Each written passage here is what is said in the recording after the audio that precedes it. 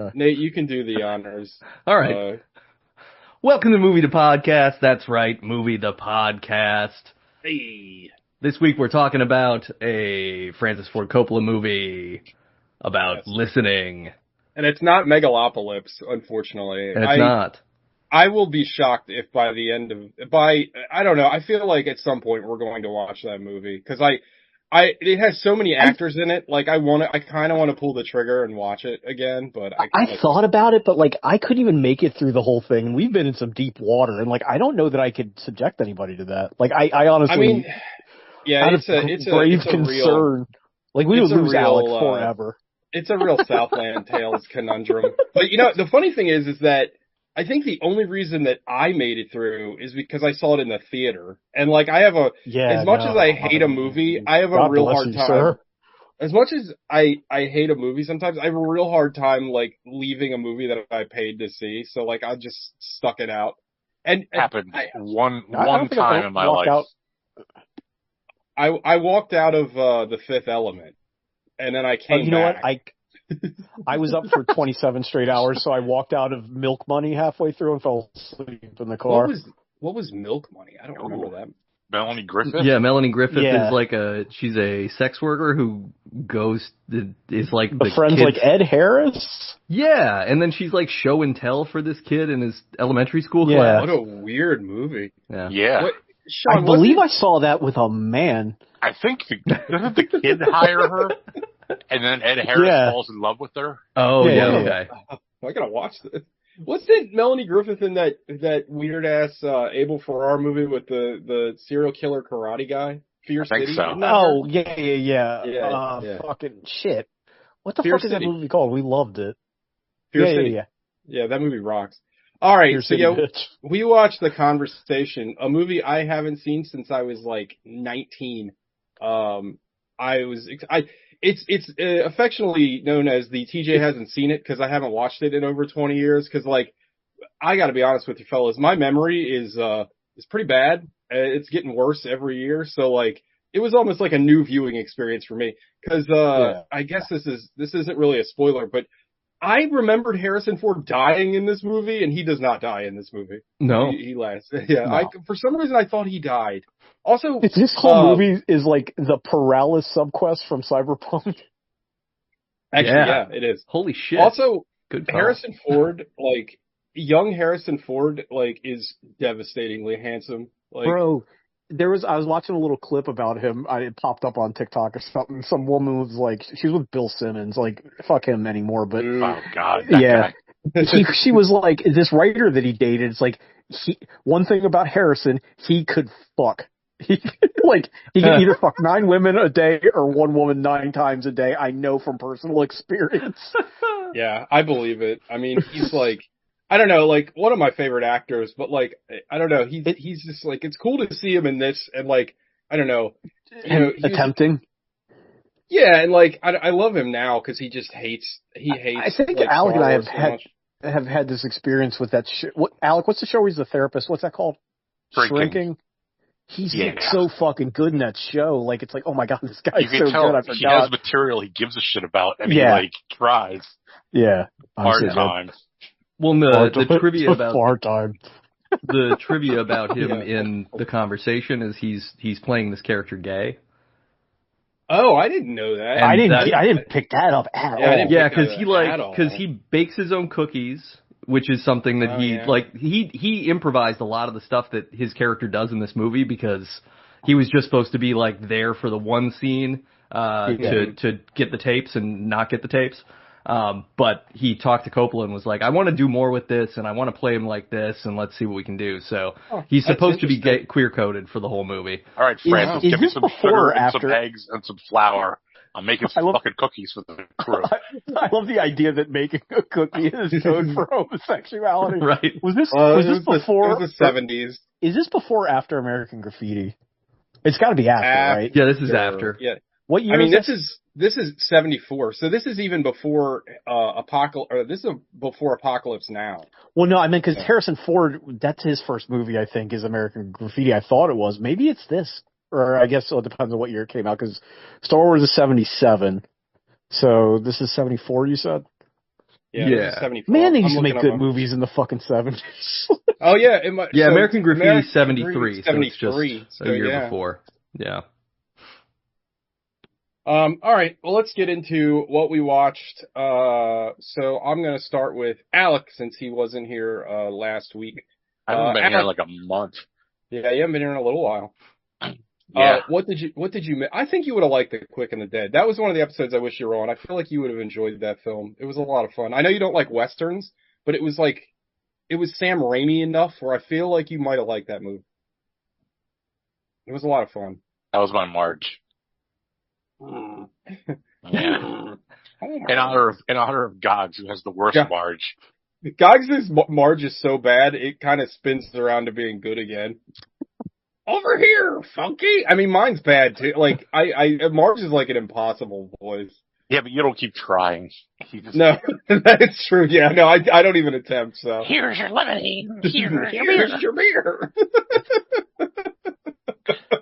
And it's funny because, what's the actress's name? Julie Kavner.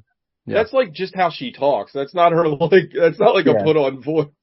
My favorite bit of Gogs lore is his like inability to do common impressions, but his like unique ability to do these really intricate impressions that I'll never understand it.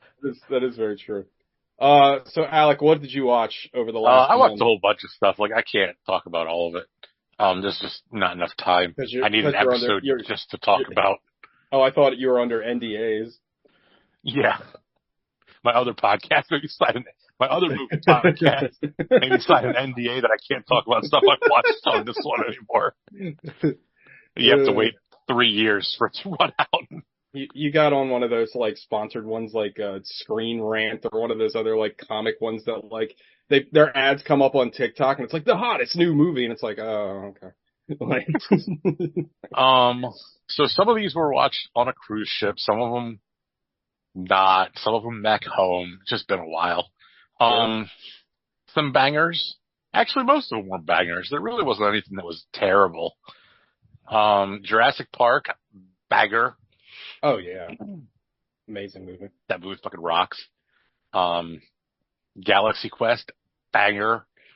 Oh yeah. That movie fucking rocks. I love whenever I see people talk about it on TikTok and they agree with me that it's the best Star Trek movie.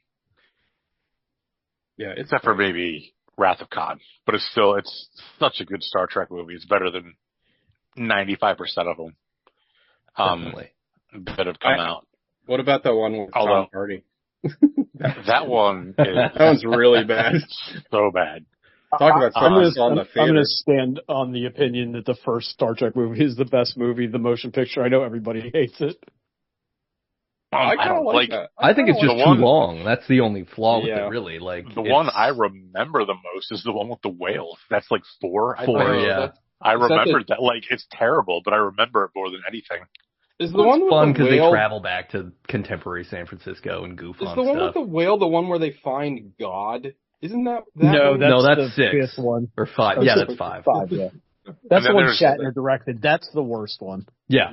Because that's the one where Shatner's like, I'll talk to God and tell God that he's not God, and that's how cool I am. It should have turned out to be Q. That would have been great. Shout out to Q. Anyway, there's 3 new ones. Well, 2 of the 3 new ones are good. The third new one is excellent. Yeah, it's great. Yeah, I love Star Trek Beyond. That shit was awesome. But yeah, Galaxy Quest rocks. John Tucker Must Die does not rock. But I think I've never seen that. I believe that movie was based on a book that was written by one of the Simpsons writers, if I've got my lore correct. Really? No way. Yeah. When we went on the cruise last summer, there was tons of on-demand choices. This cruise was not. They had a TV, and it was just whatever was on, here's what's on. Oh, it's like watching TV in the 90s. Oh, God, it was, 90% of it was terrible. We did get to watch a show called Shipping Julia. There was a Royal Caribbean produced show all about teenagers finding love on their ship. Oh, that's awesome. Everyone's got content now. Even the fucking cruise ship has Royal Caribbean content. It's fucking amazing. Watch Sonic 3. It's pretty good. Like, this movie's just slowly They're just kind of repetitive. Like the first one's a lot of fun. The second one's still fun. This one's just kind of more of the same. The third one has Shadow in it. Shadow the Hedgehog. Yeah. Yes. Does he have a gun like he does in the video game? No. Does he make references to Latinas? Yeah. No. But it is Keanu Reeves. I like that. But it's like the same movie as the first two. You get the movie, and then there's a stinger where they introduce one new character for the next one. Like the first movie had Tails. Is it the second pregnant one, Sonic? Yeah. Oh God, I wish. Is it Sonichu? That would be something. The one they introduced after this one, is beyond my knowledge of Sonic. It's a female who's pink. Amy. It's Amy. Okay. I already knew. Here's the thing, dude. I know it because of Chris Chan. I don't actually know it because of Sonic. It's funny because I played the original Genesis games, and then I played Sonic Adventure that was on Dreamcast, and that was it. That's all I've ever played. But I know way too much Sonic lore, and it's kind of embarrassing. I know all the characters. I don't. Yeah. Yeah. Sorry, Alec. Go ahead. I was gonna say I only played the original couple of games on Genesis. I never played anything beyond that. TJ, did you know that Keanu Reeves and China Melville wrote a book together? I had no idea. Huh. Is it any good? I have no idea. I saw it at the bookstore today. I picked it up and then I was like, oh yeah, reading, and I put it down. Good for you. Got a whole store dedicated to it. That was a close call. They also have Funko Pops, so you can exposure therapy. Yeah, they also have Funko Pops in case you really needed a Funko Pop of fucking Ted Lasso's boss. Yeah. Yeah. Awesome. Yeah. I went into a whatever I forget what the name of it is, the one that's in Arundel Mills Mall, and I was kind of Books A Million, maybe. Yeah, Books A Million. Mm-hmm. I like that place. I'm kind of shocked at how expensive books are. It's like a paper. I was looking to get one of the Nick Cutter books, and it was the paperback was $26. I was like, what in the fuck? All the printing costs have gone up like crazy lately. I've had to raise the prices on our books pretty much across the board I mean, with the copious amounts of ways that I can get books for free illegally, or just legally, through the library app and stuff, it's just well, why would I spend the money on this? I can just read it at home and I don't know. Anyway, anything Books else? A Million, I don't know if they still do. They used to have a tremendous graphic novel selection. Yeah, it's still pretty killer. It was a full aisle. It would take a long time to get through it all. They have a very good graphic novel section. They have a very impressive manga section, but again, manga is incredibly expensive. The little and that used to be super cheap. That was why it was so popular. Yeah, and Viz just put out they've reprinted all the original Fist of the North Stars. And that's kind of cool. And they're nice editions. They're hardback and everything, but they're $40 a piece. And it's bro, I was looking at the Criterion discs at fucking Barnes and Nobles. I was like, Lost Highway, I'll get that. $50 Earth dollars. That's insane. For a Blu-ray. That's crazy. $50. Or the Steelbook? Yeah, it's just Criterion. It's in the Criterion. Yeah. Or Criterion, whatever, yeah. Or you can just watch it on the Flash. Yeah, so, I don't know. It's one of those things where it's I get, everything's so expensive now, but, I don't know. It really, it makes it harder not to pirate things because it's so easy to pirate things.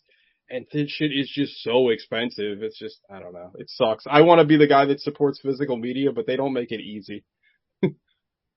I watched the new Amazon movie, Heads of State, starring John Cena and Idris Elba.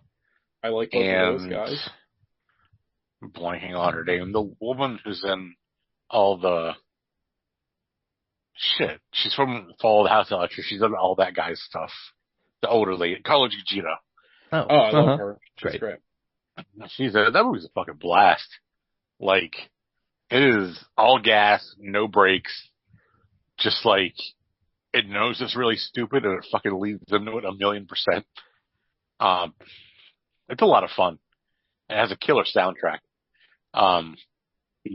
Jack Quaid has a nice little cameo in it. It's a lot of fun. Nice. I recommend it. To blast Patty Considine as the villain. I feel like Patty Considine is in like every Amazon movie right now. Like he must have a contract with them, but he's not super famous, so it's a weird contract. I'll have to check it out. I mean, I love Cena, and I think him and Idris Elba have great chemistry. Like, they were great in the Suicide Squad. I thought they played off each other very well. Watch Death of a Unicorn. Oh, how was that? Yeah. That looked interesting. It's not bad. It's not great. It's not terrible though. It's a interesting premise. Paul Rudd's good. The girl, Jenna Ortega. Yeah, she's really good. Taylor Leone's in it, and who's seen her do anything? Yeah, recently at all. I forgot all about her. She's not in David it, Duchovny. and Burn. why am I blanking? The kid from We're the Millers. I'm blanking on his name. I know his name. Oh, the kid from the kid. He was also in Midsummer and Yeah, that guy. Yeah, I can't think blonde of his name. kid. I don't know why I'm trying to Adam whatever from I can't think of his fucking name. Guardians 3. Yes, yeah, he was. No, Will I can't think of that character's name. Will Poulter. Will Poulter. Yeah. He's in it. He's really good. The Richard Jenkins, is that his name? He played old Loki in the Loki show. Oh, I like that guy. Yeah, Richard Jenkins is great. He's in it. It's not outstanding, but it's not bad. It's an interesting little tale. I liked it. I'd give it a recommend. We started watching The Legend of Ochi, but then TJ's server shut down, so we couldn't finish it. Oh, sorry. So at some point I'll finish that. Got most of the way through, and it was like fine. It reminded me of a lot of other movies without as strong of a lead, but it was fine. Other movies. Yep, lots of movies. Watched E.T. the Extraterrestrial. Hey. Oh, shit. How does that hold up? Was it the one with the guns or the one with the walkie-talkies? Oh, I didn't even notice. Okay. I'm gonna guess walkie-talkies because I didn't notice guns. Right on. That is an absolute banger. That movie terrified me as a kid, and I did not like it. Yeah, I haven't seen that movie since I was a child, so I wonder how is tremendous. Steven Spielberg used to be a genius. I had no idea. It holds the record for longest continual theatrical release in a theater in over a year. Really? Oh, wow.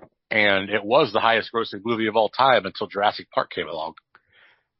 So it held that title for like 12 years. It's like Cal Ripken streak too, because they don't keep anything in the theater anymore. So like that record is never going to be broken. Yep. It's going to be there forever. Yeah. But yeah, I liked it a lot. Nice. It was good. Those idiots at M&M's blew a huge marketing Right. thing. Because they were like, we're not interested. Yeah, they were offered the role of the candy, and they said, no, we don't think this movie's going to do good. It's going to scare kids. I didn't know that. Reese's Pieces made $1 billion off That's of so it. funny. I didn't know that. They still make money off of it. They still do E.T. shit sometimes. I mean, I feel like my interest in Reese's Pieces came solely from E.T., where I was like, oh, I have to have that candy. And now they're the best candy ever. They're really solid good. candy. Very good candy. Finally got to see Superman. Nice. What do you think? I liked it. I liked it a lot. Yeah, me too. I thought it was really good. I'm curious to see where the Gunverse goes. Gunverse? But God, I can't get away from the Snyder Bros everywhere. It's infuriating. It's especially like the discourse on that film on TikTok is like so infuriating because like for every person that like loved it, there's some like just person that's being completely disingenuous about the movie, like talking about shit that's not in it, and they're like, Superman's weak. It's like, what are you talking about? And it's like, well, he's not masculine enough, and it's like, what are you talking? Like, I don't know, like all the critiques I've seen of the movie, like, and the movie's not perfect, right? Like, there's things to criticize, but like the things people are picking on are like, you're like in a cult of Zack Snyder. You just love Zack Snyder so much. You're just like, this is terrible. It's like, I can't imagine being about like that on anything. Like, it's such a weird take. I don't understand it. Well, they're kind of in a place of like, they can't appreciate a Superman they don't kind of want to fuck. I guess. Or get fucked by. Like, I mean, Henry Cavill is an especially handsome man. No doubt. But, like, yeah. And, like, I don't know, like, I don't think, like, we've talked about this on the show a million times, how, like, movies that, like, kind of come out and aren't appreciated get, like, this state of reevaluation 10 years later. And I feel like Man of Steel has gotten the opposite, where, like, I think people initially kind of thought, like, it was okay. And we had this on the show, right? Like, we watched it on the show, and I remember, like, not hating it. And then we rewatched it. I was like, oh, this is garbage. Like, this is not good at all. Like, it's getting the opposite. So I don't know. I sent it to Sean. There's some guy, I think it's his first, like, YouTube video. He makes this long essay about how it doesn't work and why it doesn't work. And, like, he pointed out stuff that I didn't even think of when I watched it. I was like, oh yeah, he's completely right. The only part of that movie that I remember being, like, really rapt about was the beginning, because it was like, oh, we're doing a long burn on the Krypton thing. Like, okay, cool. I'm interested in that. But by the time we get to Earth and everything starts going where it's going, it's like, well, this is just dour crybaby bullshit. Like, I don't want to watch this. The YouTube video points this out. Like, they talk about on Krypton, they talk about how they have the ability to go to other planets, so they're just too stupid to just not go to another fucking planet while they're mining the planet's resources. It's like, oh yeah, that doesn't make any sense. Like, cause he says, like, you know, in our history, we went out into space and did this and did that. So why didn't they do it again? Like, they just let the planet fucking go explode. Find a planet that's got the same resources, or also find a new place to live. Also, the way that they structured Krypton and, like, Kryptonians is they did kind of the Aldous Huxley, like, Brave New World thing, where everyone is, like, genetically bred for, like, a specific purpose. So, like, these people that are the protectors of Krypton are just completely inane and stupid. They don't understand how to protect Krypton, so they destroy it. Like, I don't know. It's just not written very well. David S. Goyer is not a very good writer. And I would go so far as to say that the handful of things that he's been involved with, he's always had, like, a helping hand. Like, he co-wrote Dark Knight, you know, and he co-wrote Batman Begins. It's like he's always had somebody. The only thing he did on his own that was solid is Blade. Like, yeah. Well, and the co-writing credit doesn't necessarily mean anything. It could mean, like, I took the first pass at the script and they rewrote it after, and because they kept one that I had in there originally. Yeah, it's very true. Anything else, Alec? No. I did watch a Lifetime movie that was directed by Danny Boyle. Oh, it turns out it's not the same Danny Boyle. Danny S. Boyle. I got really excited, and I was like, this doesn't have his trademark directing. David S. Oh, that's hilarious. But that's it. TJ. I watched two things.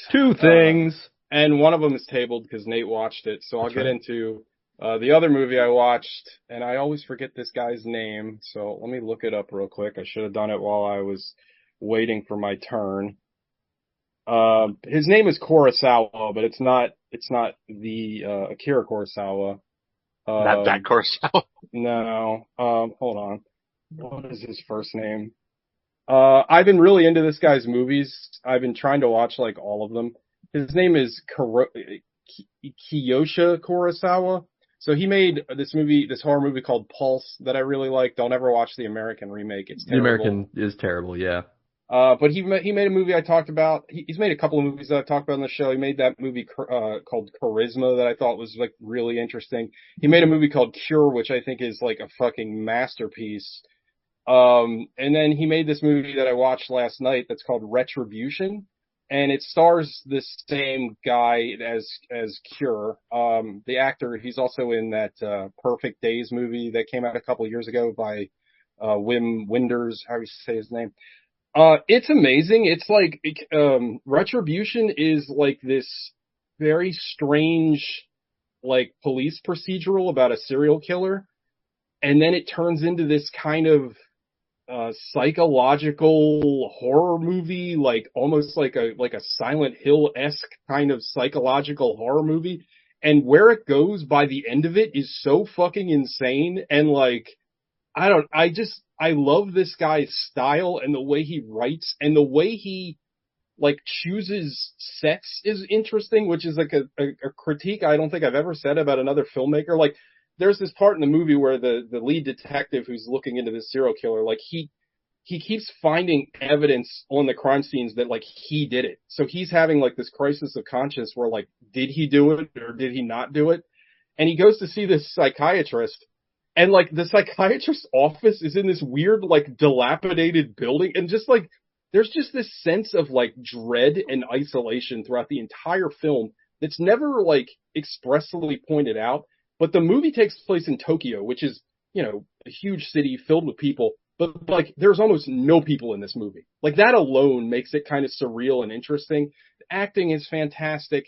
The fucking moments where there's like this ghost that shows up are just like horrifying. I don't know how he shot this woman, but it almost looks like when she's like kind of has this like ethereal quality, but it almost looks like they filmed her like underwater, but she's like, what, cause her hair kind of like flows around, and like, it's just very creepy. And the way they always frame her is like super, like, it just makes you like, it's my favorite kind of horror because like, it's not graphic or violent, but it just makes you feel like uneasy. And I said it on my letterbox because like his movies have this at least the handful that I've seen have this overwhelming sense of just being like the most depressing things ever. It is like nihilistic to a point. Like the end of Charisma literally ends with like the end of the world. And I would argue that Cure and this movie kind of end in the same way. And like, I don't know, there's a line that towards the end of the movie, not really spoiling it if you don't know the context, but like this spirit, this like vengeful spirit, basically is like, well, I was killed, so now everyone has to die.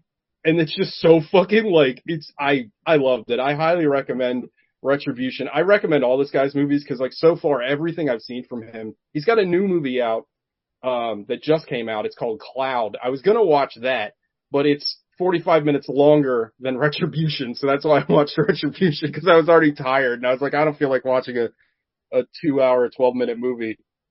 But I love this guy's stuff. I can't say enough good things about this guy.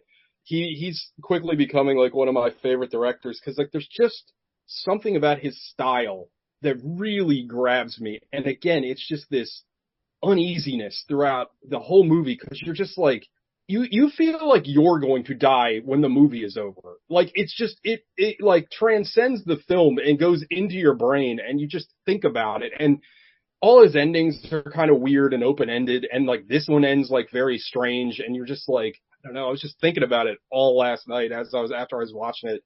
Very, very good movie. Highly recommended. Also, like, I don't know if this is just the version that I got or this is how it's shot, but it's very like lo-fi, kind of grimy. Like, I got the 1080 Blu-ray of it, but like it still looked like something that was shot in the 90s. Like, it's got this very kind of cold, just oppressive visuals. And again, like, if you're a fan of, without spoiling anything, if you're a fan of the psychological horror of, say, a Silent Hill 2, this is very Silent Hill. Like, without being like in your face about it, like I said, his movies are amazing. This movie was fantastic. I highly recommend it.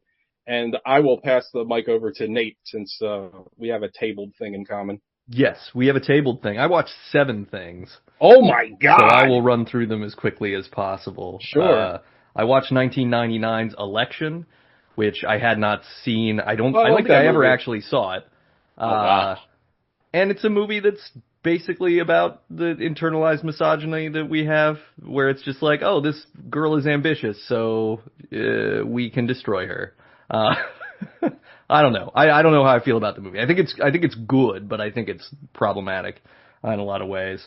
And Matthew Broderick's like, you know, low key great doing Matthew Broderick, but also he's a total scumbag. So Kirsten Dunst, if I remember correctly, it's right? what's her face? The girl from Legally Blonde. Yes. Reese Witherspoon. Yep. Oh, Reese Witherspoon. Yeah. And Chris Klein.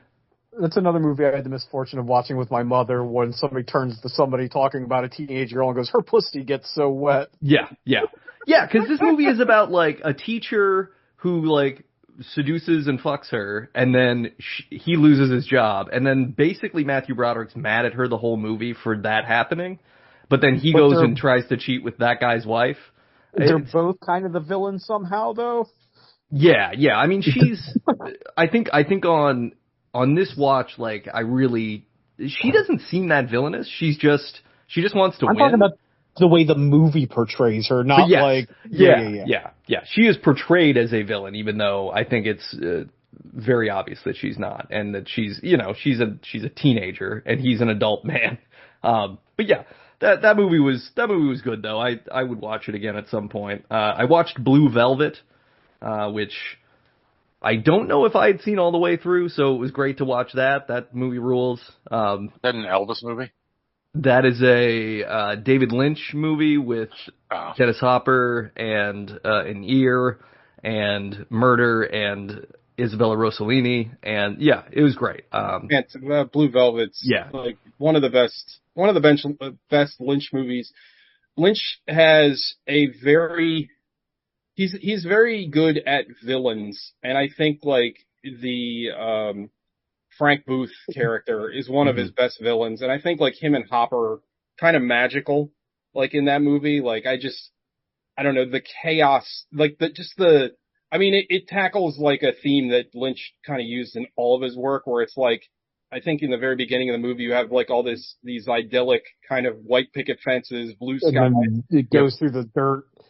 Yeah, and like underneath of all of that normalcy is this like horrible society that like nobody knows about. And like, I don't know. I think it's also one of his most accessible movies. Like, I think like you don't have to be like deeply versed in like Lynchian stuff to get Blue Velvet. I think it's pretty straightforward. Like I mean, it's all really dark, and I could see how like if you went into the movie based on the poster, which is just Kyle MacLachlan embracing Isabella Rossellini with Blue Velvet behind them, you would not expect the movie. Have you ever seen the Italian poster? Oh no! Google the Italian poster. It's very provocative, and it also is referencing a scene that's not even in the movie anymore. But it's like, it's a great poster, but it's like, it looks like a fucking like exploitation movie the way that they made that poster. Yeah, no shit. When to Sean's Roger Ebert, his review of Blue Velvet made it sound like he like finished typing and drove over to David Lynch's house and shot him. It made it sound like he makes it sound like it's a Serbian movie, or like the movie called a Serbian movie, not just any random Serbian movie. Like it's like this like abject piece of absolute trash, and everybody should be ashamed of themselves. Yeah, and he like basically said that like he basically like I think he even uses the word like he basically rapes Isabella Rossellini because of all the stuff that he makes her do in this movie. And then like, I don't know, it's one of those things where like obviously like, you know, there's a lot of dark subject matter in the movie, but like everyone has nothing but glowing things to say about David Lynch. And not that it matters, but him and Rossellini were like dating at the time when that movie came out. Like, I don't know. There's always like a lot of dark things in David Lynch movies and a lot of nudity and a lot of violence, but like he's always been like, I mean, unless there's stuff that just hasn't come out, like he's always been portrayed as like a super gentleman on set. Like, I mean, there can't be anything because like everybody has worked with him, continues to work with him, and all they talk about is how much they love him. When he died, it was like essay after essay after essay from women that worked with him. Yeah, at most it seems like he was just too much of kind of a very sort of routine person where like he just like, I meditate for these hours and I write for these hours, so he couldn't like have relationships with people in conventional ways because he wasn't that way. But and he's also like, I mean, some kind of autistic, you know what I mean? Like he was very like, I imagine he was probably not the easiest person to be around 24/7, but like as far as terrible father. As far as his like working, you know, his working ethic, no one ever said anything like he wasn't, you know, abusive or anything to people on set. Yeah, but yeah, like Blue Velvet is excellent. It's very dark. It's like harsh, but there are just amazing images in it. What's the shoot? Now I can't remember the actor's name. The guy they go visit, who he's got like the Ben. Yeah, Ben. It's what's that guy's name? Dean Stockwell. Dean Stockwell. Yeah. You know, that whole Ben scene is just so powerful. I have a tattoo of that on my leg. Yeah. Right on. Yeah, because that scene is just like, it's the most unnerving thing because there's all these people hanging out just like sitting in this weird, you know, paneled basement sort of thing, and like, it's clear that Ben is as dangerous as Frank or more, but in a different way. It's just cool. Candy-coated clown. Also, like one of the greatest lines ever, and one of the funniest like class discrepancy kind of lines where like, he asked Kyle MacLachlan what kind of beer he drinks. He's like, oh, I like Heineken. It's like, Heineken, fuck that shit. Pabst, Blue Ribbon. Oh, I mean, that's like one of the greatest things ever. I fucking love that shit. Also, you want to talk about a marketing snafu. How Pabst has never run with like a Frank Booth can. Come on. They should have had a Frank Booth can. I mean, Narragansett has like Quint cans. They should have had a Frank Booth can. Where they got like the oxygen tubes on the side of the can. Right. Him fucking huffing on that goddamn oxygen is so fucking terrifying. Like, I don't know. Nate, Also, talking about Silent Hill 2, that whole scene where Kyle MacLachlan's stuck in the closet, that is in Silent Hill 2 when James is stuck in the closet looking at the mannequins, that is a direct callback to that. Nate, have you seen Mulholland Drive? Yeah, not in a while, but I'm actually planning to rewatch it here this week. So I sent TJ a list. It was like some snooty magazine's best film performances of the century or whatever, and Naomi Watts was number 1 for Mulholland Drive, and I don't know that I can argue that. I have a hard time arguing with that. She's incredible in that movie. I mean, I think that's his best film. Like, I love yeah, it seems movie. to be the consensus. It may be the best movie ever made. Like, if you throw Citizen Kane out, like it's in the conversation. I think, like, without hyperbole, one of the greatest movies, especially American movies ever. Period. Yeah, I agree. I also watched David Lynch's Dune from 1984. Hell yeah. Which I love. It's not a good movie. I think it's like it just. You can see how it should have been 4 hours long, and it might have been a way better thing. It would still be not great, but it would be way better. But it's still fun. Like, I don't know. Yeah. It's fun to see the take. It's fun to see like the Lynchian stuff. Like Lynch's cameo in it as like the spice mining driver guy is great. Also, the designs in that movie are incredible. The Navigator looks awesome. I feel my big bitch with that movie is it feels very like front loaded. Yeah. Like they kind of voice over so much of the last 30 minutes where they're just like, and then this thing happens, and we'll cut to this scene where people talk for 3 minutes, and then more voiceover. Yeah. Yeah, it's on a pile of movies like what's the movie that we all liked with Pacino? Cruising. It's like Jack and Jill. Yeah, Jack and Jill. We did all kind of like Jack and Pacino. No, it's like Cruisin' is a movie where it's like it's a shame that you will never get to see like the real freaking version of that movie. And it's like with Dune, it's like we'll never get to see like the actual Lynch cut because like it's like so many other movies from that period. Like that cut like doesn't physically exist. Like that when they cut those movies, they like destroyed the film. It's just fucking insane. But there's also like speaking of that. There's this is one of those things that's like, you wish you had a time machine, but there's actually a cut of Eraserhead that Lynch screened one time and he wasn't happy with it. And he literally took the reel and cut it up. So like it's like 15 or 20 minutes longer, but there's a cut of Eraserhead that you will never see. He screened it one time. So it's like that, like, the guys that saw the Sex Pistols play at a liquor store one time. Everyone who's of a certain age has seen that particular cut of that showing of that movie that probably 10 people saw. There's a book that I have. There's like a David Lynch, like, I used to have a bunch of these. It was just a paperback book about a director, and it had like his whole filmography, and it had like, I've got your Shinya Tsukamoto one. Yeah, I had a Tsukamoto one. I have a Takashi Miike one. I had a Lynch one. I had a Tim Burton one.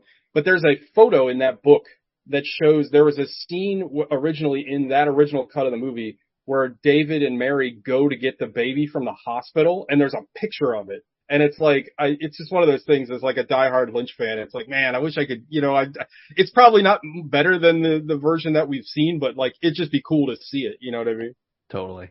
Yeah, I'm kind of on a just Lynch completionist kick right now, so I'm gonna keep working through them all. He's my favorite director. Like, I don't know, and I've talked about this with Sean a bunch since he passed. Like, he's like one of the few like celebrity deaths that really hit me hard. Like, I don't know, I was like he's such a big influence on like my love of movies and like. Video games that we love and other mediums that also love David Lynch that kind of carried it on.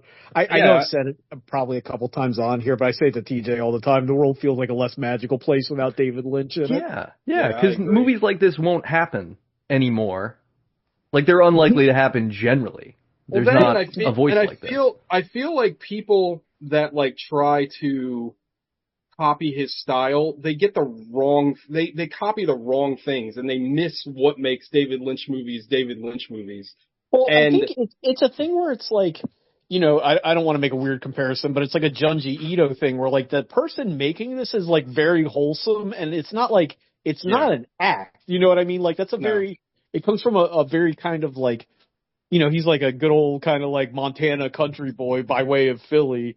But just weird shit going on in his head, but I don't think he's like a dark or edgy person by nature. I mean, we've all heard. No, he's like a milkshake. I had 2 chocolate chip cookies today and a Coca-Cola. It was wonderful. Like, that's him. Yeah. Yeah, exactly. So yeah, Dune's fine. It's worth watching. Nick, I watched. Did you ever see What Did Jack Do? His 25-minute Netflix movie. I haven't. No. I think it's still on Netflix. You got to watch it. It's great. Nice. It's just him interviewing a talking monkey for 25 minutes. It's wonderful. I think one of my favorite things about watching David Lynch movies is seeing Jack Nance in all of them too. Yeah, in just different iterations and kind of going like, oh shit, like that guy aged fast from all the alcoholism and everything. If you ever want to watch a really depressing documentary, there's a documentary, it's kind of hard to find, but it was called What Happened to Jack, and it's all about Jack Nance and like he died under kind of mysterious circumstances and like, I don't know, it's just very... Yeah, I was reading about like he had just like his wife was like relapsing and he couldn't get a call from her because he was shooting a movie and she committed suicide and then he like spiraled right after that, like, and he got lots of bad stuff. He got in some kind of physical altercation at like a Dunkin' Donuts and then like died later from complications of that. It's just like, it's very, the whole thing. And I love Jack Nance. And my favorite Jack Nance appearance is in the Suicidal Tendencies video, Institution. He plays the dad in that video, and it always makes me laugh. But anyway. The next thing I watched was Together. I wanted to see, because you shat on it, TJ. I wanted to see. What'd you think? I think it's like, it's okay. Because the first 2/3 of the movie could be something that would be fine. I agree. And at worst, I want to call it Midsommar because it's still dealing with the same thing. Like, my parents died under these sad circumstances, and I'm dealing with that, and what are we going to do? Yeah. But then it's like, oh, the last 20 minutes, we're just going to go, oh, there's a New Age church. We're not going to explain anything about what happened to that church that was around when this guy was... And it apparently, like, fell off the side of a mountain or something. Yeah, like fell in the hole. It fell into the well that the magic water is in. But, like, the guy that's from the church who's already merged is maybe in his 40s? And we're to believe somehow that the church disappeared completely from people's awareness within, 5 minutes of him merging? Because it's not, like, the video... I don't know. It's just... It does the thing where it's like, oh, here's your horror twist. And it ruins the movie because it was more interesting as something that didn't have an answer... Or something that you put way more information onto, but where it's left is dumb. I've said this 1,000 times. If you have a really dumb premise, like, what's the Jordan Peele movie I hated? Us? Where everybody's got, like, a duplicate that lives underground and they're doing the same thing you are, but underground. Like, that shit is so dumb. Like, don't explain it. Like, Together's the same thing. Like, that premise is kind of dumb. So abstract it. Make it more open-ended so, like, the audience can kind of infer what happened. But when you explain it away, you're like, oh, well, that's fucking stupid. Well, and they don't even really explain it. They just give you enough to go like, oh, I guess that's it, but I still don't know why. Like, why anybody would do this. I don't understand. Plus, the thing that really bothers me is... the entirety of the movie is like, these two people do not belong together. They fundamentally are not in a good relationship. Totally. And the ending is supposed to be like, oh, they triumphed by saying that they love each other, so they're going to merge into this, like, sort of... They turned into Justin Long at the end of the movie. Yeah, like this strange creature. And the big issue, too, is, okay, the movie ends on that thing answering the door when her parents are coming to visit them. Right. I want to see the movie play that shit out. Like, how are her parents reacting to the fact that she no longer exists? Like, neither of them exist anymore. It's It's just, I think the movie thinks Also, we all what did like Alison Brie and Dave Franco so much and believe in their relationship on a real life level so much that it's going to carry more cachet than it has. Also, how did you feel about Dave Franco's acting? Because I thought he was just awful in the movie. I mean, the thing is like, he's fine in some scenes, but he's generally like, he's just doing the squinty James Franco thing where it's like, I don't actually have range, but if I squint and like curl my face up a little bit, you're gonna believe I'm sad. Like, I don't know. It just, it doesn't explore the things that it sets up that are interesting, and then it ends with a bunch of non-answers. But the fact that they dance to Two Become One by the Spice Girls at the end too, which is just so like, it's so, it almost makes the movie unserious. It's like hey, the joke's on you. Again, like, the tone of that movie is a mess too, because that whole merger scene is played for like laughs. Yeah. And it's like, it doesn't really work, because like 10 minutes before that, they're like sawzalling their arms off, and it's just like what am I supposed to think? Like, I don't understand. Like, well, yeah, and we're supposed to be scared that like the other couple that was hiking that fell in there, like, they turned into a weird monster that didn't merge. Like, there's just not enough explanation. Oh yeah, I forgot all about that. Yeah, that was fucking stupid too. Like, they were like half merged for reasons I don't know. Like, yeah, because I guess they didn't accept each other, which is just, I mean, but this is the thing. It's like, that's such a toxic message to give people. Like, unless the point is supposed to be the greatest horror of all is having to merge with a person you're not actually happy with, which I guess that would be interesting, but they don't. Which is interesting, but they don't explore it. And again, like, their relationship is so bad. Like, from the jump, you're like, these people don't belong together at all. Like, Dave Franco is like a fucking slacker that doesn't have a job and just wants to play guitar, and like doesn't want to be in the relationship. Like, Alison Brie proposes to him, and he's like, "Oh, I guess so." Like, he makes the most embarrassing, awkward party non-answer to a proposal. Also, I said it when I talked about the movie, how they move from the town and they have this baller ass apartment, and then they buy a house on Alison Brie's teacher salary. Like, how is this happening? Like, I don't like. They buy a house in the woods after moving out of Seattle. But they're also 2 hours away from the city and nobody comes to visit them. Like, it's just weird how little the movie cares about. It's just bad. I also watched Blade Runner 2049 again. I know that we were just saying Mulholland Drive might be the perfect movie, but I think Blade Runner 2049 is also the perfect movie. Like, I love it. A movie's so good. Both the best movie ever. A movie's so good, you allow it to have what's his name, Jared Leto in it, because you're like, oh, that's fine, he's fine. It's fine. He's playing a creep. Does it hurt your feelings watching it again, knowing that was supposed to be David Bowie? Yeah, that's yeah. I mean, it would have been infinitely better if it was Bowie. I think the only thing that doesn't hold up otherwise is like the CGI of Rachel doesn't look very good now, and it's only been a few years, but that's just I didn't like it. I didn't like it at the time. I was like, it's just like, it's not quite as bad as like the fucking Grand Moff Tarkin that's in Rogue One, but it's the same problem. Like, just hire. You can get there just getting somebody with a wig, shooting them from the back. I don't need to see her face. I get it. You know. Yeah, exactly. Yeah. Because we can read Harrison Ford's face, and he's acting his ass off in that movie too. Which and it's just, I mean, the older I get, the more relevant this movie becomes, because it's just about like seeking meaning and purpose in your life and like trying to figure out what you're there for.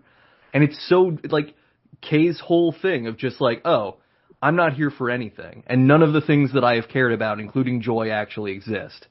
I have to go do one good thing to redeem the fact that I've been a piece of shit. He does end up having a soul after all of that, though, which is like, I guess, like, if you want to assign a soul to anything, like, you would say that he has one by the end, I think. Yeah, he earns it in the way that Lisa Simpson talks about in the Bart Sells His Soul episode. I think we've talked about this movie a bunch on the show, but my favorite scene of that whole movie is when he meets up with like the replicant, like, underground, and they're like, oh, you thought you were the one. Like, you're not. Like, I think that was like so fucking powerful. Like, that shit is like, you know, because it's such a gut punch, because like, as the audience, you think he's the one too, because you're following along.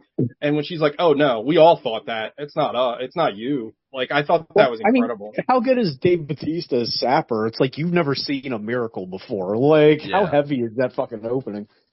Yeah, like but it's let's just all the calm lines down are with good. Gog saying he's the best part of the movie. That's a little No, but he is insane. that scene is excellent. Like it's an excellent movie, and that performance is really good. But no, he's not the best part of the movie. I love that movie. That movie is incredible. I watched that movie a ton. Like it's fantastic. The best performance in the movie, honestly, might be Love. Like she's doing a lot of fucking work in that movie. Yeah, she's really good. Yeah. So yeah, Blade Runner 2049 rules. The last thing I watched before the tabled thing is I watched Wolfman. Oh, I wanted to watch that. I think, did somebody on the show watch it? I feel like, Alec, did you watch it? I watched it. Yeah. It's fine. It's I don't not know. nearly as good as Invisible Man. Yeah, I loved Invisible. Yeah, it's kind of like, I think it's supposed to be an allegory for like generational violence. That he's got a dad who's got a temper, and then he has a temper, and then they're both wolves. Boo-hoo, we all do.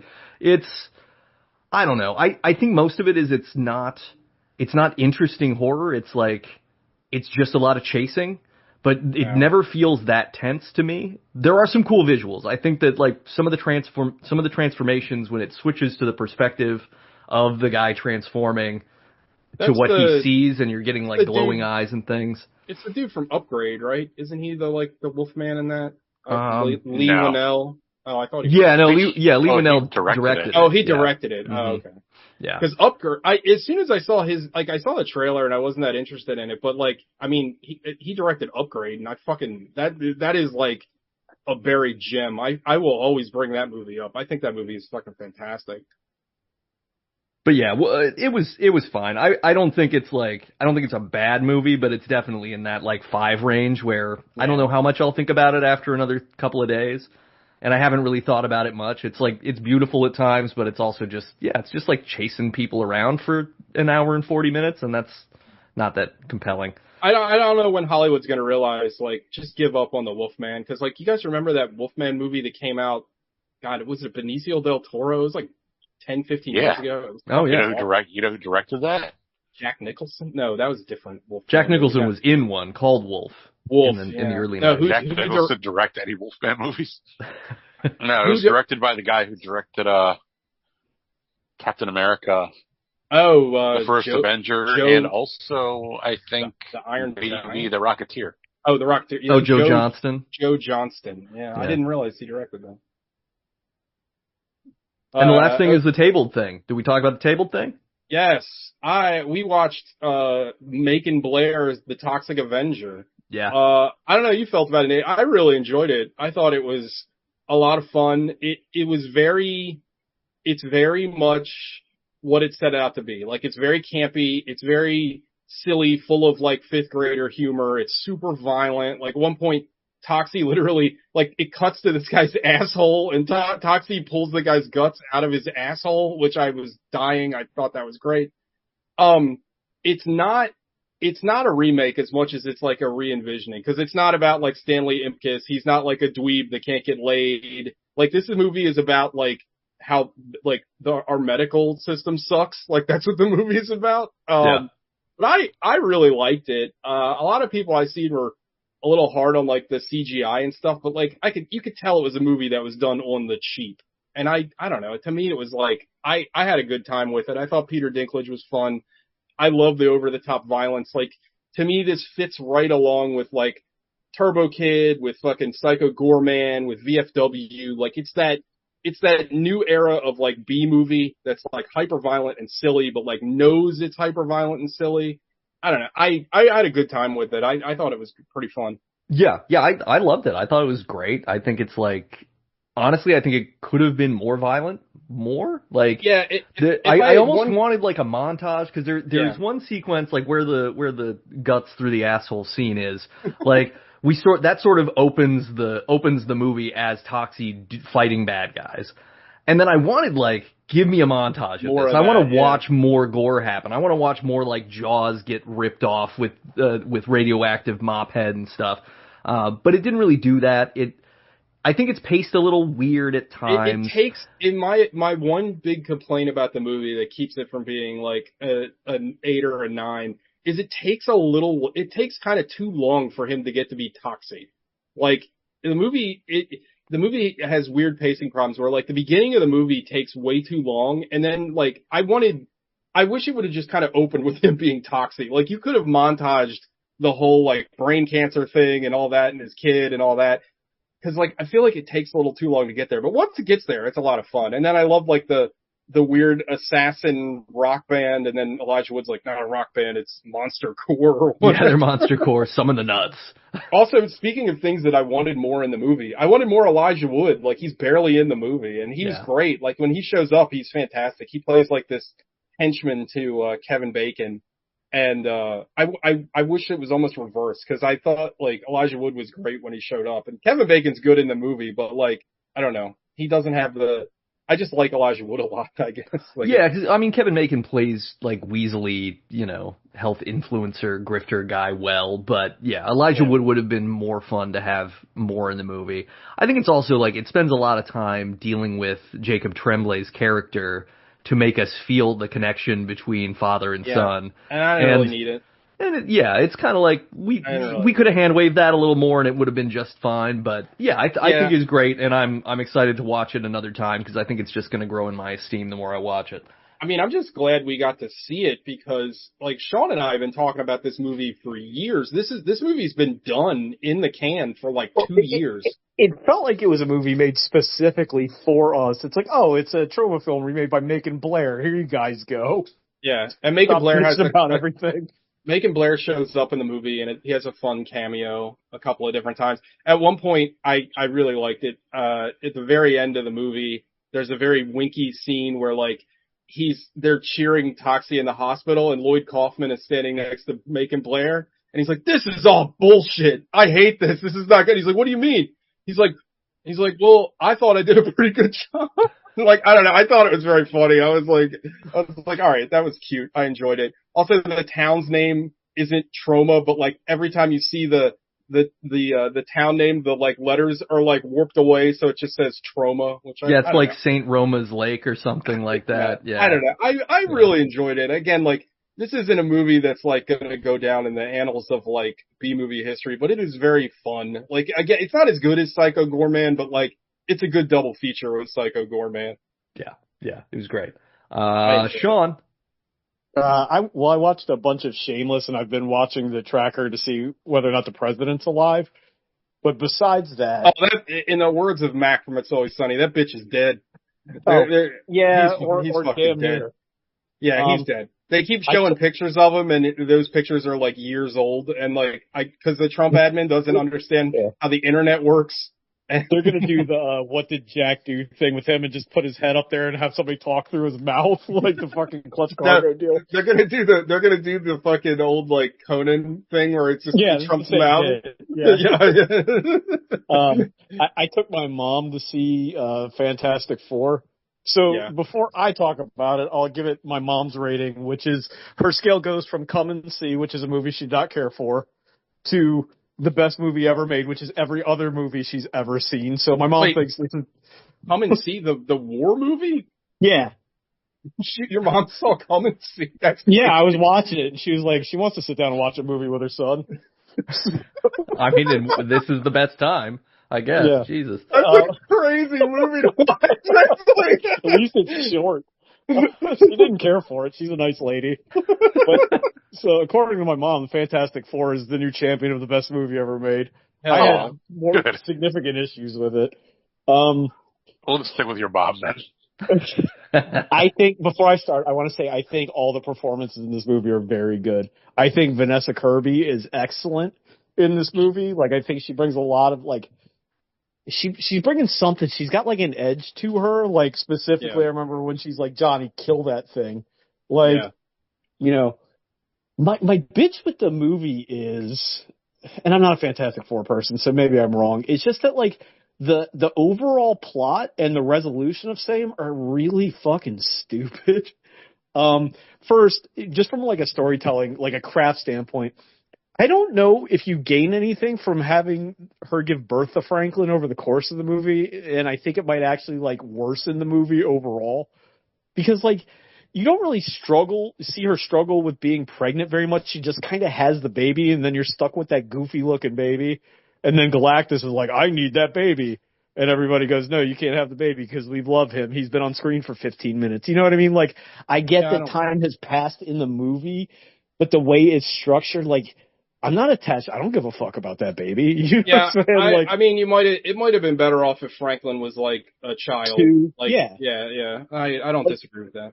And like, Reed, like, you know, in the comics, at least the ones that I've read, which are few again, it's like the Hickman run and like that one where Valeria's like Doom's like fucking nanny cam and he's like looking through her or whatever. I forget. That's Mark Waid maybe.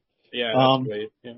You know, Reed's got every permutation of every single thing ever figured out, and his like big plan is like, I'll just teleport the Earth, which he's done with an egg. Like, he never even like checks the egg to see if it's okay. He just knows that it looks like it works. So it's like, I can do this with the whole Earth somehow. And then it's like, well, everybody's got to shut off their lights because I guess like the global power grid is hooked to a giant battery for some reason. And then it's like, everybody keep their lights off and then we'll all turn it on. And then they get Galactus with the piece of candy trick. Like, that's their big plan, is to throw the baby in like a fucking stroller and he's going to walk over there and get it. Like, structurally, this movie's a fucking mess. Like, it's not good. I like the art design a lot. I think that shit's really cool, but like, I don't know if it's just because they've overworked and underpaid the CGI artists anymore. But there's a scene where Ben is on screen with Slums of Beverly Hills. What's her name? Natasha Lyonne. Natasha Lyonne. It looks fucking atrocious. I'm like, this looks really bad and super distracting. Like I said, I think the performances are good. I think the overall plot is bad. I think the structure of the movie is bad. It's like a 6. At least it's short. I don't know, man. Like, I think Marvel's, they just need to stop at this point. Like, I know it didn't make like a ton of money comparatively. It's better of the movies that they've made recently, but it's still not very good. Like, it's better than the other Fantastic Four movies, but again, not saying a whole lot. And like, I don't want to bring all the science into it, but they're supposed to be the science people. And it's like, hey, I figured out this one sentence, so I've reversed engineered her entire language. It's like, that's not how that works at all. So I was just like, there's just too many threads for me to pull on in this. And like, it's like taking me out of the movie. Again, I don't get the point of her being pregnant for it because they make some throwaway like, you're the first pregnant woman to blah, blah, blah. And she's like, I know that. And then it's like, I want that baby for reasons. It's just, I don't know, man. Like, it's like they're trying to put too much shit in it, or I don't know, man. Like, it's just, it has problems, I think, that are pretty significant. And like, I wanted to enjoy it more. I thought the banter was good. I thought Pedro Pascal is like excellent as Reed. Like I said, Vanessa Kirby, I think, is really good. I like the interaction between Johnny and Ben. Herbie's cool. Like, I'm a sucker for like a clanky, cute robot. Herbie was cool. I liked Herbie a lot. I think overall it's not a very good movie. I think it's like kind of a mid movie. And I mean, I know that's probably not like a super popular opinion on this show, but like, you didn't like the Galactus parts? I thought Galactus was really cool. I didn't like, he felt kind of dumb. Like, he's like this omnipotent god being. And it's like, let me slowly walk across here to pick up this baby instead of being like, I'm going to stand here and blow up your planet until you bring this thing to me. Like, why would he ever just go, clank, clank, clank, let me walk over there? And it's like, oh, you almost got me. And I'm not clear on Sue's powers. Again, I'm not a Fantastic Four person, but I guess she can control the whole light spectrum. Is that what's going on? Because she like has like super telekinesis, or I don't know what, but it's like, you know, he's so quick to be like, oh, there's nothing we can do about it. I don't know, man. Like, it's too big of a threat for like this part of the movie. I don't know. I don't know how to fix it, but like, it didn't work for me, like, structurally. I think his plan to teleport to Earth is very stupid. Yeah, I mean, I don't know. I feel like the plot is very, like, the whole movie is very 60s, like, comic book, and even I feel like the plot is very 60s comic book. The teleporting the Earth thing is silly, but at the same time, like, they're on a ticking clock, so like, he's trying to, you know, do something.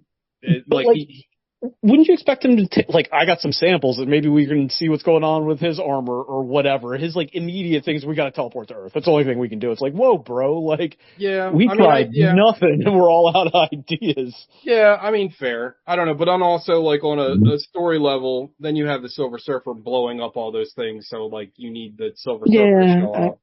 Yeah, I know. Like, it's not bad. Like, I don't think it's a terrible movie, but like, I think it's like, I don't know. Like, besides the actual dialogue, I think the writing in the movie is really bad.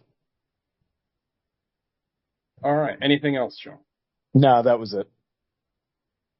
All right. Well, now we get into the conversation. Francis Ford Coppola's The Conversation.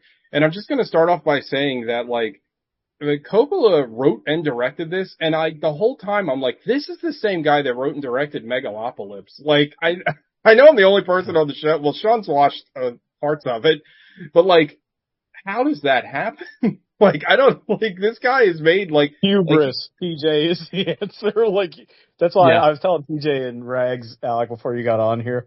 Like, maybe we should do this with athletes too. But when somebody's on like a Linsanity run, the first time they stumble, you should just execute them so they don't live to disappoint you. Like, he co-wrote the Godfather movies, right? And I think he co-wrote Apocalypse Now too.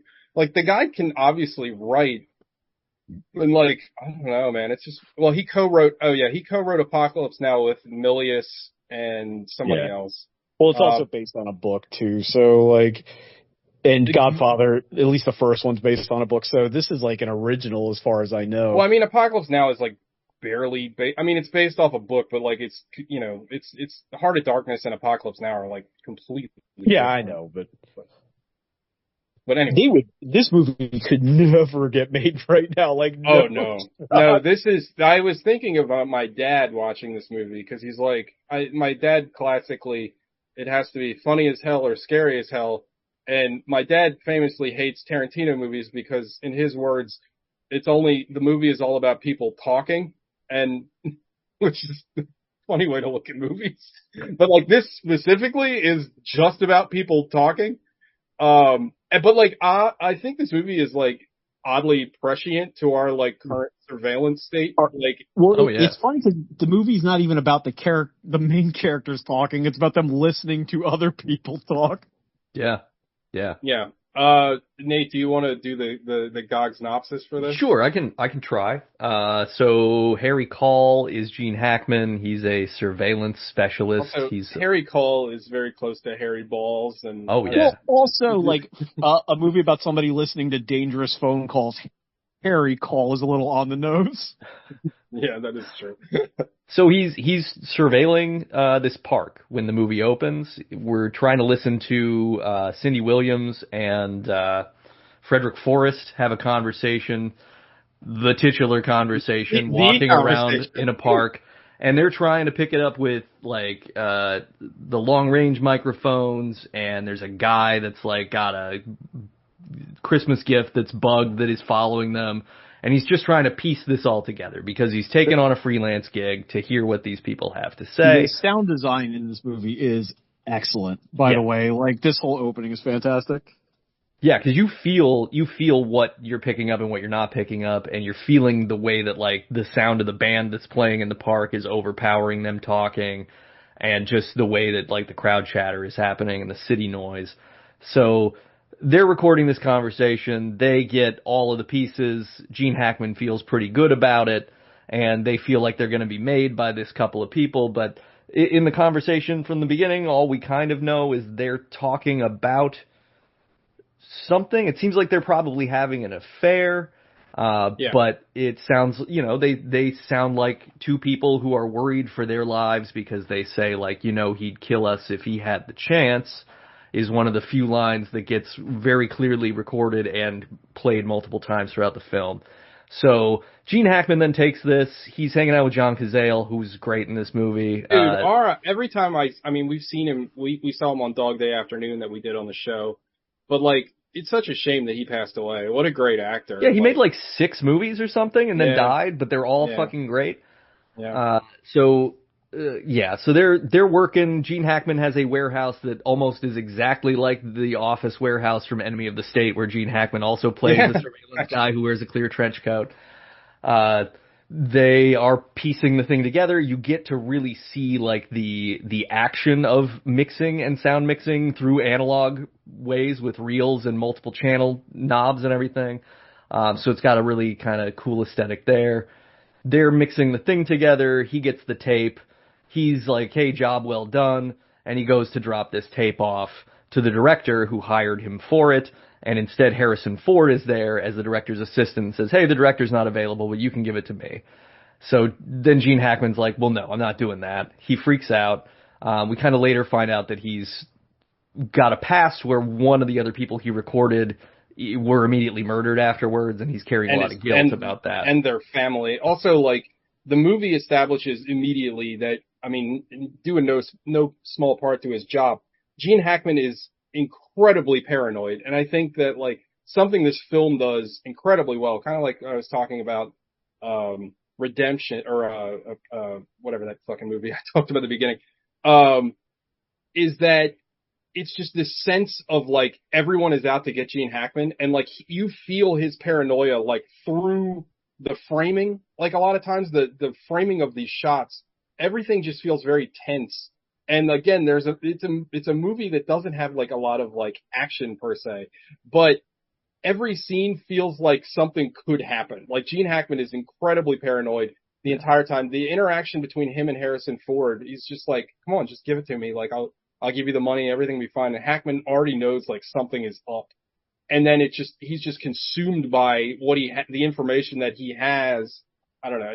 I thought, like, the sense of paranoia that just bleeds through this movie is kind of amazing. Like, the tone of this movie, I just thought it was incredible. Yeah, so Hackman's apartment is, like, very spare. He doesn't have a lot of stuff. He has a phone, but it's hidden. He doesn't give anybody his phone number. There's like 9 locks on his door to his apartment that he goes through meticulously to unlock.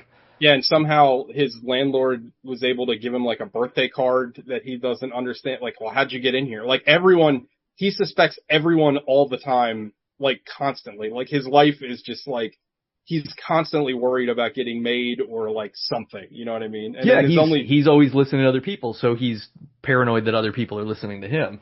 Yeah, and his only solace is playing the saxophone to jazz albums, which is a very cute character. Hugh Silver.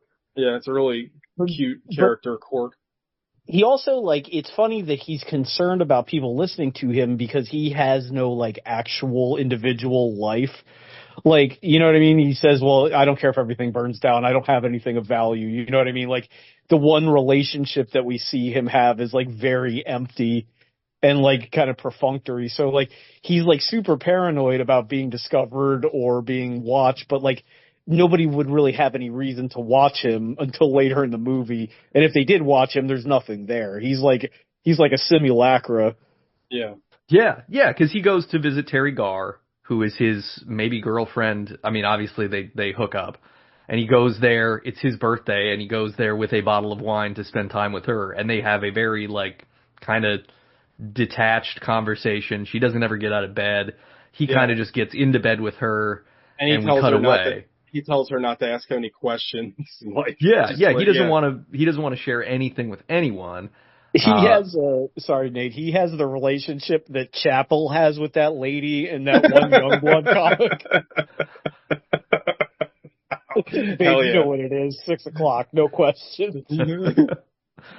So yeah, he starts obsessing about this tape. He's trying to figure out what he's missing from it because it's so important. And then there's a surveillance convention in San Francisco that he goes to. Yeah, also, Surveilicon. Yeah, it's Surveilicon. You he also doesn't share any information with his partner, the actor we just were talking about. Yeah, Fredo. But he won't share anything with him either. Like, he's completely, like, on an island. And then when he goes to the convention, his partner has started working for, like, another company. And he's like, what the fuck, dude? And he's like, well, you didn't tell me anything. Like, you keep me in the dark on everything. Why would I stick around?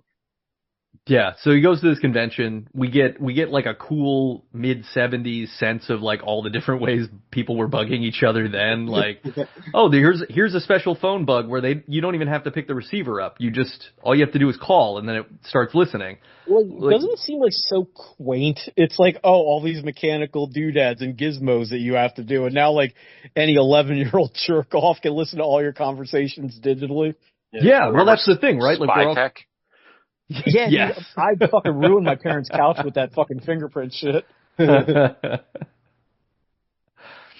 it's like we all carry surveillance devices around in our pockets anyway, so people are listening no matter what. The irony. So he goes to this convention. He starts hanging out with some people. He notices that Harrison Ford is there, and so he has a confrontation with him. And Harrison Ford just is like, "Hey, look, I just want to give you the money. Like, we just want to get this over with. Can we get this over with?" And he refuses. Then he ends up going back to his workshop with a couple of other guys from the show, and I think a sex worker.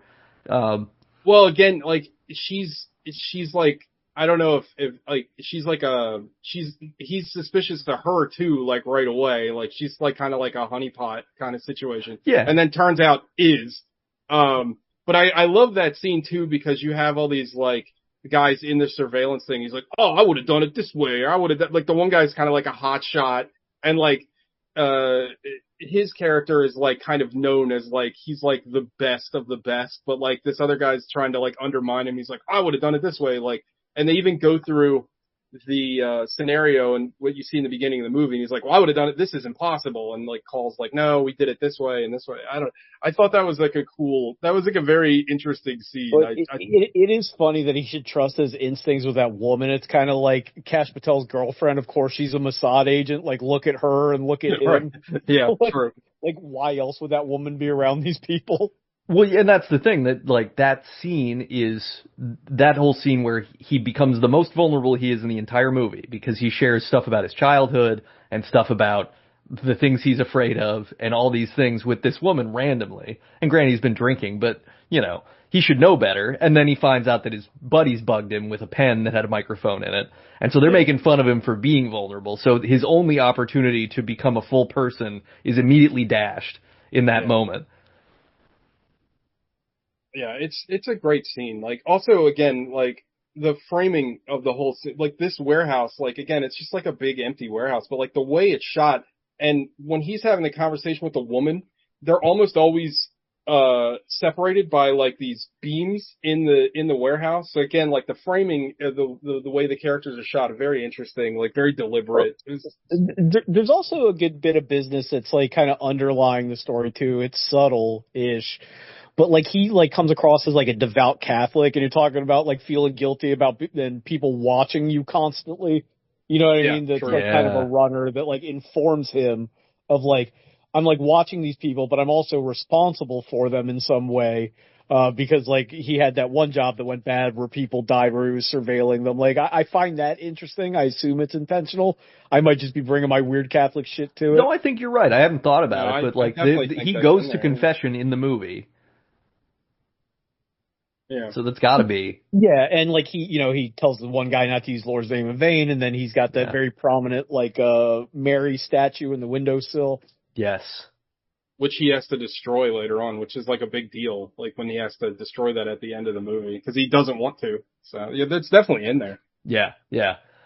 So he sleeps with this lady and wakes up the next day and the tapes are gone.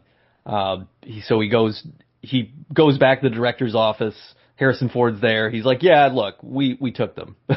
Or he gets a phone call maybe, but he finds out they took them and they're like, look, we still want to pay you, but we just needed the information. So whatever. So he goes back, ends up connecting. We find out that Robert Duvall is the director because we see him in the background. Uncredited for some reason. Yeah, yeah. Oh, really? I didn't even know that. Do we ever, or did I miss it? Do we ever find out what he's the director of, or is this the town situation where he's just the director? Yeah, I think he's just the director, because even when the newspaper article at the end that says, like, executive killed in car crash, like, it doesn't give any details about who he's an executive for. So he goes back, he talks to Harrison Ford and the director, and it's basically like they're listening to the tapes already. Gene Hackman becomes immediately paranoid that, okay, now they really think that these two people are in danger, because he assumes like they're going to kill him. And he finds out from back on the tape, Cindy Williams and Frederick Forrest mention a hotel room number. So he decides to go to the hotel and get the adjacent room because he wants to be present, because he's feeling this Catholic guilt. He's like, hey, look, I've watched them for long enough. There's also a cool dream sequence that happens sort of in here where he's walking through a very like Ingmar Bergman sort of landscape of dead trees and mist, and he's can't catch up to the girls. But he goes to the hotel and he drills a hole in the wall and listens in to what's going on next door. Nothing happens for a little while, and then suddenly there's a ruckus, and he sees someone bloodied slam against the dividing glass partition between his balcony and their balcony, and he freaks out, and he kind of just like ends up going to sleep, I guess, because then he wakes up the next day and breaks into the room. Yeah. And he flushes the toilet. The toilet is filled with blood, which it does a Shining sort of blood avalanche situation. Yeah. And then he's stricken with guilt. He doesn't know what's going on. He ends up leaving the hotel. He goes back to the director's office. He finds that Cindy Williams is sitting outside in a limo quietly. Like there's stuff gets a little condensed here time-wise, like the way it's edited, where like there's she seems to be leaving, then there seems to be a press conference where she's present. But it's clear that like, hey, all these people work together on this. Yeah.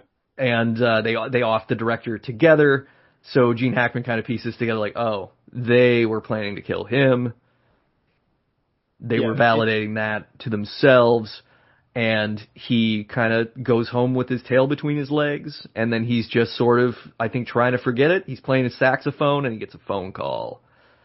And it's Harrison Ford, and he's like, hey, buddy, we're listening to you. We know everything about you, and we're going to be watching, so just don't mess with us. Just leave it alone. There's nothing to see here.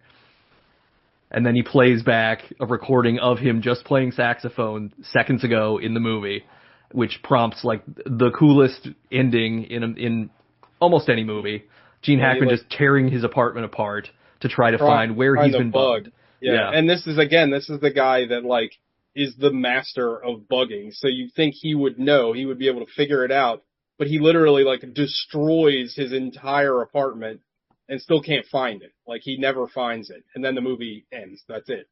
So he's forever trapped in this state of like paranoia where someone's watching him, and he's also left with the guilt of knowing what he knows. It's pretty heavy. Like it ends like very heavy. Yeah. But yeah, I thought the ending was amazing. Like I don't know. I really, really like this movie. And if you really think about it, it's kind of A to B, but it's very like, I don't know. It's very tense. It's like Gene Hackman's performance is on another level. Like I mean, it stresses me out that he's 42 in this movie, and I feel like he looks like he's 67. Yeah. Like, do we look like that? But we don't. That's the nice thing. But I hope not. I hope it's not just our own like personal time dilation. But like, I think that one of the things that's like super. There's a lot of things about this movie that I think are super interesting, but this and like I think this is like analogous to our days now is like you've got this guy, his whole job is to like listen to and observe human beings, but like he does not understand on a functional level how they operate, what they do, like what their motivations are. Like totally, he just like understands them as these widgets that make noises, and like that causes him to not understand what's happening to him at all, which I think is fascinating. It's a movie about the power of observation. Like, it's kind of about movies in general, right? Like, he's not watching people, but he is hearing them, and he is just observing them as if none of it is significant. But the movie's all about how, no, there's a lot of deep interiority to all these people, so you can't just listen to 30 minutes and know anything about anybody. Well, he even says, like, at the beginning of the movie with I forget what the other actor's name, we talked about him earlier, where he's like, well, I don't care what they're talking about. I just want a big fat tape. Like, I just need to understand, like, he is a piece of recording equipment. You know what I mean? Like, he doesn't have an inner life besides a saxophone and, like, his vague notion of Jesus. Like, he's just... Even, sorry, Sean, but even in his spare time, think about it. He's performing music to a tape. Yeah, so, well, like, I was just going to say that. Like, he doesn't have his own creative instinct. He can just mimic something that already exists. Yeah. That's pretty interesting. Like, I don't know. But yeah, Alec, was your favorite part of the movie the convention of the Surveilicon, as you so aptly put it? So I was reading about Toxic Avenger, and they are contributing $5 million to buy and erase medical debt. Hell yeah! And for every $1 million the movie makes, they're going to buy another $1 million in medical debt and wipe it out. Toxic Avenger doing more for medical debt than the United States government. So thank you, Toxic Avenger and Macon Blair. That's awesome. He said something about Surveilicon. Yeah, man. What was your favorite? You hate Alec, how much did you hate this movie? Oh, you guys are going to find out when I pick the next movie. Oh no! Y'all going to find out real quick. I've got a question before this turns into the Chris Farley show. If we got time for a question. Sure, of course. What would this movie be now? Like, what is this movie in 2025 if it is a mid-budget Hollywood movie, not some, like, gritty indie movie? I don't think it exists. I mean, like, you haven't had this kind of, I mean, like, I feel like, we bring this as a surveillance movie, right? Yeah, kinda.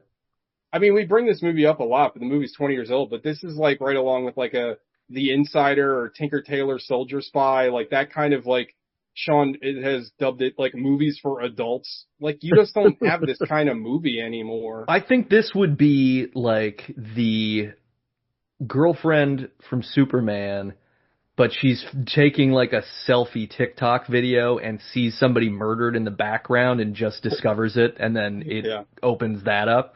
That's my best guess. There are like gunfights and shit in this movie that we're pitching, right? Like there are propulsive action scenes or something. Yeah. Oh yeah. No, this movie couldn't be this quiet and like somebody mentioned Enemy of the State. Wouldn't it be kind of like that? Yeah. Pretty much. Yeah, that's pretty much it, right? You throw. I've never actually seen that movie. A Will Smith type in. Doesn't that movie take place in Baltimore or like? So. They shot it there or something. Yeah, something like that. It's got like what was supposed to be the next wave of like young hot actors, and it was not. I was trying to get both, but that was Eagle Eye. Let's get into Five Knuckle Shuffles, I guess. I'm scared to ask, but Alec, give it a 0 and we'll move on. I'll give it a 3. Better than what I expected. Jesus Christ. Gene Hackman's R.I.P. Like, I like Gene Hackman. Yeah, his performance, I think, is incredible. Like, I don't think he won an Oscar for this, but he should have. Like, I don't know what he was up against, but it's pretty amazing. Yeah, like, I don't know, you know what kind of movies I like, and this is not the kind of movie I like. Alec, I think we don't know the kind of movies you like. I think it's a great source of consternation for all of us. I don't want to put everybody's business out on the street, but one of us will pick a movie and text the other one and be like, I hope Alec likes this. Like, I think this will be the one he likes. So this was nominated for Best Picture, Best Screenplay, and Best Sound, and it didn't win any of them. How did this not win Best Sound? The sound design in this movie is 1 in 74. I don't know. Trick. I'm just looking at the page for the conversation. Let's see. Academy Awards. Godfather Part 2. Well, there you go. Oh, Alec, you might get a kick out of this. So I looked it up when you're talking about E.T. and Jurassic Park. So Jurassic Park's still number 1. E.T.'s number 2. Do you know what the third longest box office run in U.S. history is? Ooh. Jurassic Park? No, that's number 1 still. I just said that. It's 1 and 3. Basement rules. Phantom Menace?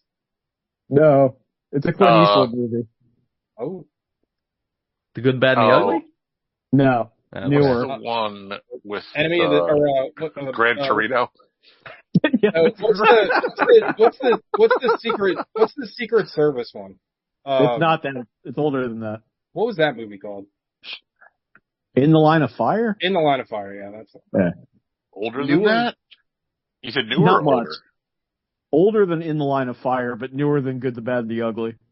That's good. Was it he was in a Western around then, wasn't he? You're correct. I can't think of the name of it. Unforgiven? It is Unforgiven. Wow. Another Gene Hackman movie. Yeah. Yeah. The Duck of Danger. Yeah, I love that movie.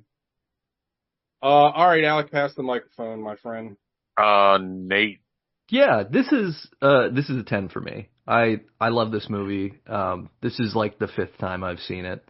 It's one of those movies that like is in my pretentious movies to recommend to people quiver at all times because I think it's just like really interesting what it does with so little. This is Nate's L'Age d'Or. Yeah, I just think it's like TJ said that it's kind of A to B earlier, and it is. It's like it's a very simple movie. Like very little happens, but it's about like the tense psychology of a person whose entire life is built around the idea that they have somehow risen above everybody else, and them finding out that no, in fact, you're still under some people, and that's terrifying and cool. And it's I don't know. I think like all the performances are excellent. It's kind of like, it gets a lot of points for me too from a nostalgia standpoint just because like I like all of the actors in this movie and it's sort of like, oh, like half of them are dead now, which is a bummer, but it's also cool to see so many great people doing so much great work in just one movie. So yeah, I love it. It's a 10. Sean. Oh, it's a 10 for me. Like this is a Us movie. This is another like I don't want to say movies were better before, but like this isn't like some underground indie movie. This is a movie made for mass consumption in 1974. You know what I mean? Like, and the vibes are immaculate. Like, well, it's like when you find out that 2001, when it came out, was the highest grossing film that year. It's just like, You know what I mean? It's just like, it's very crazy.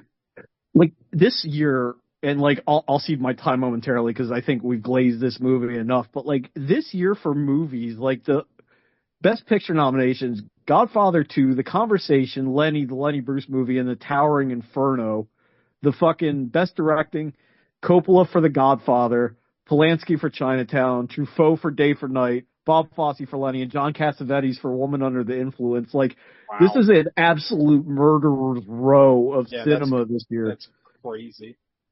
Fucking Best Actor, Art Carney beats Albert Finney, Dustin Hoffman, Jack Nicholson, and Al Pacino. Like, shit like this doesn't happen anymore. And I'm glad we have access to it. You know what I mean? Like, yeah. You know, because if we were our age, whatever, in 1980, and there'd be so many things we just didn't have access to. Like, those movies are gone forever. Yeah, they leave the theater and you're not seeing them. Yeah, true. So it's nice that we can still see this and reflect and go back to it. Like, I'd like to think that filmmakers would go back and look at this and be like, okay, we can make movies like this, but nobody knows what makes money anymore. And since money is like, and not that money wasn't the motivation to make movies before, but like it's almost the sole motivation for like widely released movies now. And nobody really knows what anybody likes. It's either content or it's a fucking Marvel movie. Those are like your two options for entertainment. And it sucks. Like every time you see something like this, it makes other movies worse in comparison. So, TJ.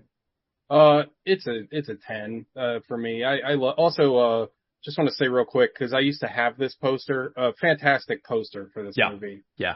But it's a 10. I mean, I don't know. I think this is like a fucking classic for a reason. I think that Gene Hackman's performance is, I mean, without hyperbole, like one of the best performances I've like ever seen, with a very complicated character. And I don't know, like, I don't mean to keep saying this, but like, it's just like they don't make shit like this anymore. And they don't like this movie, again, it's not like it's not like super deep, but like all of like Gene Hackman's character is very complicated and like very interesting and nuanced, and it doesn't hold your hand with his character. Like there's not a lot of like like dialogue that like points at like his motivations that much, and I feel like it's all about tone. And again, like to sound as pretentious as possible, it's about the filmmaking process. Like this really is like Francis Ford Coppola is like, how can I tell this? Like this movie is told visually so hard, and I feel like that is something that you just don't see that much anymore. And I feel like I don't know, it's a very powerful movie. And again, like just the overwhelming sense of paranoia that this movie is able to instill in you as a viewer is incredible with minimal, I mean, I'm going to say minimal effort, but like without the usual bells and whistles that like a suspense movie has. Like there's not a lot of like, you know, like suspenseful music, and there's not a lot, like it's a lot of just starkness and just kind of isolation in the way it's shot. Like again, a lot of things are expressed through visuals. It's a lonely movie. You feel his loneliness the whole time. And it ends on his loneliness, which is brilliant. Like, I think this is incredible. And it just makes me like I did like Francis Ford Coppola, like get hit in the head at his winery or something. Like how in the world do you make this and Megalopolis? Like it just doesn't compute. It's like, it's so strange. And I know that those movies are 40 years apart, 30 years apart. It's insane. Like, I don't know. I think this, you know, if you made Patton, Godfather 1 to this movie, like nobody can tell you shit. Like, you know what I'm saying? Like at one point, that's why you got to kill them. Yeah. I mean, I just think like, it's just very, like, as like a writer, like, I don't know how you write this and then write something as just gaudy and stupid as Megalopolis, which is a movie, by the way, that does nothing but tell you everything. Like there's voiceover in that. That's what makes the movie so bad. There's like no show don't tell. It's tell and tell. Like, and the problem is the plot and the characters are bad. It's just, I don't know. It's crazy. Like if you watch those two movies, if you watch this and Megalopolis back to back and didn't tell the viewer, hey, this is written and directed by the same person, be like, what? How is that even? I don't know. You know what's funny? Because Adam Driver is probably like, Francis Ford Coppola. All right, that guy made Apocalypse Now and fucking the conversation. This is gonna be great. Oh yeah, and I mean, like, I like Adam Driver a lot, but like he's been involved in some really terrible projects, like that dinosaur movie that he was in last year. 200 million BC or whatever. He's a great actor, but like, and I mean, he was.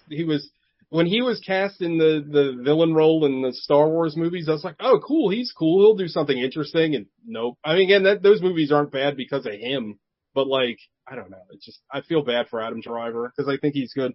Also, he really should get into wrestling so his finisher could be the Adam Driver. I just. There you go. Stand by that. Up and Adam. Up and Adam. The budget for this movie was $1.6 million. That alone is like never going to happen again, unless you're like Takashi Miike, who makes like my favorite Takashi Miike quote. What would you do with $30 million? And he said, I'd make 30 movies. Yeah. I love that. But I mean, I think that's the thing, is like this movie is very small ultimately. Because it's mostly Gene Hackman by himself, and it's occasionally 3 other actors, but there's not a lot of extras other than that opening scene. There's no set pieces. It's just people quietly sort of contemplating opening up to each other and not opening up. Like, it's all about, like, listening and not being willing to tell. Like, it's great. It's just stressful in the best way. Sean, you're left. I already gave it a 10, dog. Please listen. I'm begging you to listen. That's everybody? Did Nate go? I went, yeah. We're good. Right. We did it. Alec, what are we watching next week? What are you punishing us with? Well, you guys get to pick. Either The Last Jedi. Oh, no. Wait, who's the thread? Harrison Ford. Oh, right. Shit, I forgot he was in that fucking movie. Or The Dial of Destiny. Let's do the Dial of Destiny. I really don't want to watch The Last Jedi again. And what's his name directed Dial of Destiny? James Mangold? Mangold, yeah. Mm-hmm. So maybe there's going to be parts of it that are good. I love James Mangold. Yeah, he's great. I love both parts of his last name. I love man and I love gold. Look closer, Lenny. All right, let's watch Indiana Jones and the Dial of Destiny. Here's the thing. I'm going to say this right now. It can't be worse than Crystal Skull. It cannot be worse than Crystal Skull. There's no way. Yeah, okay. I don't think so. I think that's a safe bet. I'll take the under on that. Yeah, talk about a movie I almost walked out of. That movie. Oh, what if it's just like a 5? You know what I mean? Like that might even be worse. I think that's what it's going to be. I think it's going to be fine. I think it's going to be cromulent. No. All right. Next week, Indiana Jones and the Dial of Destiny. Maybe I'll play the multitudes. Maybe I'll play the Indiana Jones video game to hype myself up. I have it installed. I haven't played it yet. Oh, nice. Yeah, you'll have to tell me how it is. It's supposed to be good. It's made by Machine Games. I mean, they made those Wolfenstein games I really liked. Well, the first two. The third one was really bad, but... Oh, you already played it, Sean? Yeah, it's fine. Oh, okay. No. Aw. All right. I think I got Cyberpunk like the same week because So yeah. Yeah, that's a tough. That's a high water mark to hit. Yeah. All right. Well, that's the show. We'll see you next week. And it will be football season next week. That's crazy. Oh yeah. What time? Sunday night. Oh, they play Sunday night, so we'll have to record probably Monday. Let me look at my schedule real quick. When does Washington play? Do they play Sunday? They play 1:00 on Sunday. They play the Giants. I work late Monday, so we'll have to do it Sunday. I'll just do it while I'm watching the games. Who the Ravens playing? I'm gonna cut all this out of the show. By the way. Fucking Bills. Ooh, that's gonna be a tough game. It's gonna be a good game. No, it's not. It's gonna be a blowout. The Ravens are gonna mop the floor with them. I like your confidence. Hell yeah. The only team that can beat the Ravens is the Ravens. It's true. You're not wrong. All right, everybody. That's the show. We'll see you next week. Bye-bye. Nate, thanks again for joining us. Thanks for having me. Nate, you're welcome. You're welcome every week. I'll watch Dial of Destiny and try to make it back for next week. Apparently, Gogs just doesn't want to be on the show anymore. I don't know. I mean, his kids had a thing on Labor Day at 7:00 p.m. Yeah. I think we're going to have to Aunt Viv Gogs at this point.